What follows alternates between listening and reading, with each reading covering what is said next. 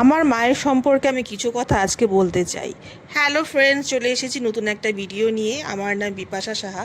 Friends, আজকে এনেছে চিতল মাছ। তো চিতল মাছটা রান্না করতে করতে আমি দুটো কথা আমার মায়ের সম্বন্ধে বলতে চাই।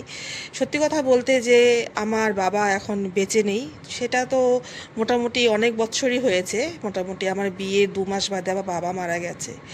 এখন আমার মা আমার কাছে সব কিছু। সত্যি কথা বলতে, মা যদি সামান্য কিছু আঘাত পায়, সে আঘাতটা কোথাও না কোথাও না আমার গায়ে ফিল হয়। জানি না কেন, এটা হয়তো সকল মেয়ে ছেলের সেম হবে। মাকে এত ভালোবাসি, সেটা আমি বলতে পারবো না, বোঝাতে পারবো না। এই যে কথাগুলো বলছি না, আমার চোখ দিয়ে জল আসছে।